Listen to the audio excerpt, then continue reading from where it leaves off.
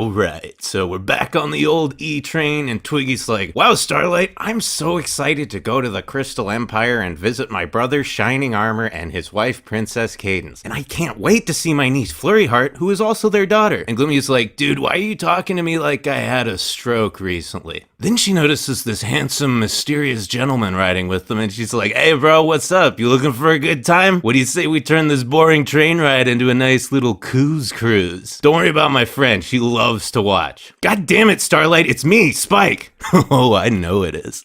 And from that day forward, by mandate of Princess Twilight, the Friendship Express was no longer allowed to serve hard liquor. So they roll up in Sea-Town, and despite how high the bar is set, the Crystal Ponies seem to be acting a little off. But that doesn't stop Spike from getting covered in bitches. And some dudes too. Not judging. Man, there's definitely something going on here because everyone's acting like we're in The Thing. And Candy's like, there's only one way to know if you're really Twilight. Sunshine, sunshine, ladybugs awake. Clap your hooves and do a little shake. I love how in Equestria, two grown-ass adults can just do this in public and nobody says anything. Anyway, so there's supposedly a changeling lurking around the Empire, and Candy's like, changelings are bad, dude. They fucked up my wedding, they fucked up Canterlot, and they fucked my husband. And Shiny's like, no, that last part didn't happen. Oh, okay, sure. So you just happened to develop a bunch of weird fetishes right after Chrysalis impersonated me. Seems totally legit. And Sunburst is like, yeah, dude, changelings feed off love and blah, blah, blah, blah, blah. And Gloomy's like, okay, really, did I have a stroke? Like, who are you guys explaining this to? So Spike is yelling at a rock, which is something I've done more times than I care to admit, when suddenly he falls into a secret plot cave, and what do you know? There's actually a changeling. It's okay. I know you don't want to be friends. So wait, hold on a sec. Just hold on. Okay. Up until now, the only changeling we've ever heard speak is Chrissy, and she has this weird multitonal vocoder voice. Now, I felt it reasonable to assume that that's what changelings sound like, because they're like weird, creepy bug thingies. But then dude here sounds like a completely normal guy. He sounds like his name should be Steve. So like, does that mean Queenie over here is the only one with the creepy voice? Does she naturally sound like that, or is it some weird changeling vocal cord fuckery she does on purpose to try to sound intimidating? This one little incongruency raises so many questions, and my desire to see Chrysalis again is raging harder than ever.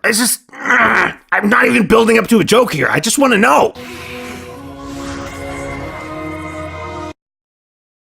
Damn it, MLP, I've been waiting 4 years for more Chrissy, and you keep giving me these tiny little tastes, but it's never anything substantial. You're a bigger cock tease than Glimmer. Anyway, despite being a changeling, Steve is actually a really cool guy. He's just beta as fuck, and he can't make friends or get any action. And Spike's like, bruh, don't even worry. I'm friends with everyone, and bitches love me. Let me just go hype you up, and by the time you roll through the Crystal Empire, they'll be crawling all over you. So Spike goes back to Sea-Town, and he's like, dude, everything's cool. The changeling's actually a total bro. I'll just bring him over and we can all hang out. And Shiny's like, man, changelings kidnapped my fiance and sexually confused me, so you better fuck right off. All kidding aside, I can't blame him for being racist. I mean, more than anyone else involved in this situation, Shining Armor has a legitimate reason to hate changelings. He's not just being douchey for the sake of the plot. Changelings actually did something pretty fucking horrible to him and his wife. And yeah, you could argue that maybe he should trust Spike, but at the same time, his personal experience justifies his prejudice, and moreover, he has a family to protect. We've got a bird's eye view of the situation, so we know Spike is right, but if I was Shining Armor, I would probably act the same way. Anyway, enough of that shit. What kind of nerd analyzes character motivations in MLP? So, Spike changes tactics and he's like, yo, Steve, I just realized you're a changeling, dude. Just pretend to be a pony and come kick it. I'll be your wingman all the way, bro. Alright, how's this?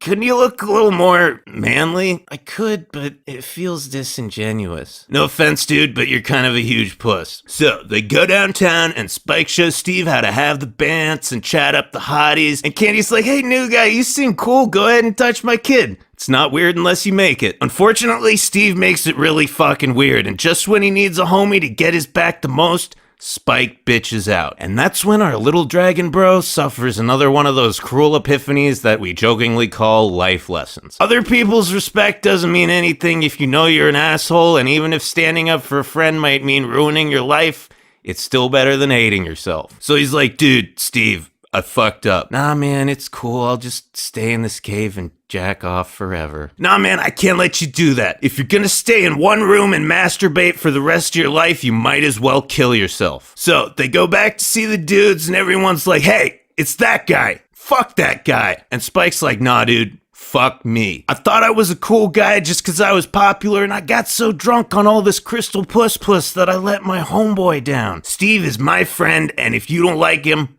blow me. Next time any of you motherfuckers feel like talking shit about Spike, ask yourself, would you belt out a ballad in front of a crowd of angry people just to save your buddy's ass? And Twiggles is all, you know what, Steve? If Spike's vouching for you, then as far as I'm concerned, we're good. Pound it. Dude, Spike, I am so proud of you, man. Bros before hoes is a hard lesson to learn. Yeah, man, I just wish I didn't have to hurt my friend to learn it.